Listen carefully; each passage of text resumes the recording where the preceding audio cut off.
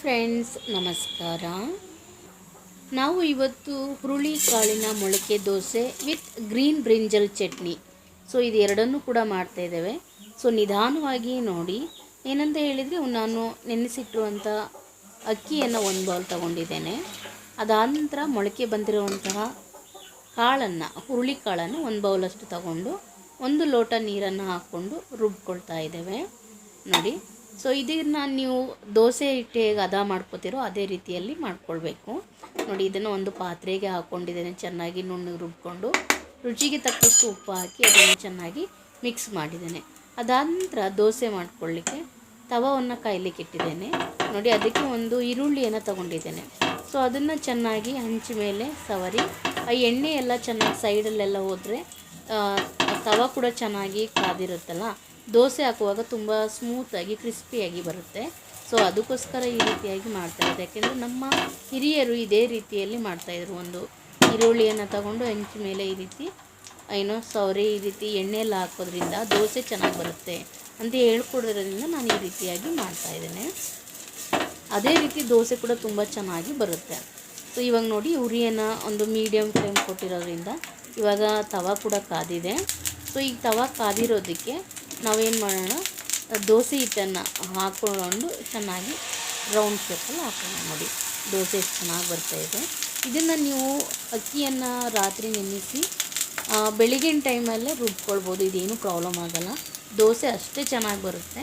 ಮೊಳಕೆ ಬಂದಿರೋವಂಥ ಕಾಳನ್ನು ಕೂಡ ಬೆಳಗಿನ ಟೈಮಲ್ಲೇ ಎರಡನ್ನೂ ಮಿಕ್ಸ್ ಮಾಡಿ ರುಬ್ಕೊಂಡ್ರೆ ಇನ್ನೂ ಟೇಸ್ಟಿಯಾಗಿರುತ್ತೆ. ಯಾವುದೇ ರೀತಿ ಹುಳಿ ಎಲ್ಲ ಇರೋದಿಲ್ಲ. ತುಂಬ ಚೆನ್ನಾಗಿ ಬೆಳಗಿನ ಬ್ರೇಕ್ಫಾಸ್ಟ್ ಸಖತ್ತಾಗಿರುತ್ತೆ. ಸೊ ಅದರ ಜೊತೆಗೆ ನೀವು ನೋಡಿ, ದೋಸೆ ಎಷ್ಟು ಚೆನ್ನಾಗಿ ಬರ್ತಾಯಿದೆ. ಅದರ ಜೊತೆಗೆ ಒಂದು ಚಟ್ನಿ ಕೂಡ ಮಾಡ್ತಾಯಿದ್ದಾನೆ. ಚಟ್ನಿ ಏನಂತ ಹೇಳಿದರೆ ಗ್ರೀನ್ ಬ್ರಿಂಜಲ್ ಚಟ್ನಿ. ಸೊ ಈ ಒಂದು ಗ್ರೀನ್ ಬ್ರಿಂಜಲ್ ಚಟ್ನಿ ಈ ದೋಸೆಗೆ ಕಾಂಬಿನೇಷನ್ ತುಂಬ ಟೇಸ್ಟಿಯಾಗಿರುತ್ತೆ. ಸೊ ಇದನ್ನು ನೀವು ಈಸಿಯಾಗಿ ಮಾಡ್ಕೋಬಹುದು. ಎಷ್ಟು ಜನ ಕೂಡ ಆದರೂ ತಿನ್ಬೋದು, ತುಂಬ ಇಷ್ಟಪಡ್ತಾರೆ ಇದನ್ನು ನೋಡಿ. ನಾನು 2 ಬದನೆಕಾಯನ್ನು ತಗೊಂಡಿದ್ದೇನೆ.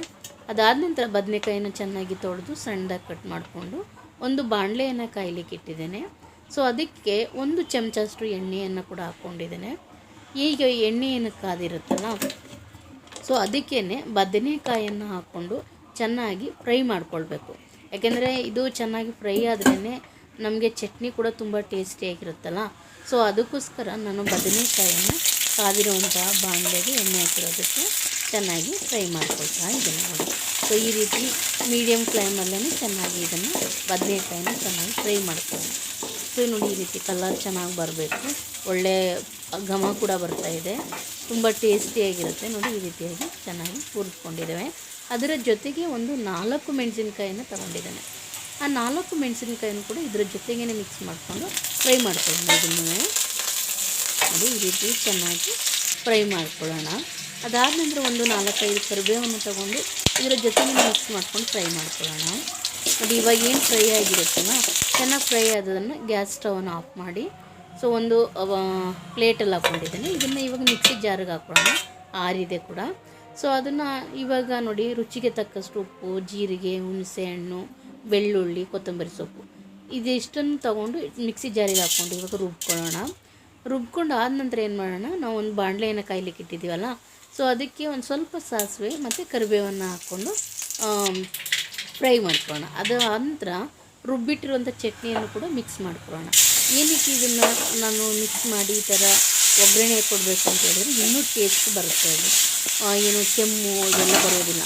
ಸೊ ಈ ಒಂದು ಚಟ್ನಿ ಸಖತ್ತಾಗಿರುತ್ತೆ. ಅನ್ನಕ್ಕೂ ಕೂಡ ಚೆನ್ನಾಗಿರುತ್ತೆ, ಚಪಾತಿಗೆ.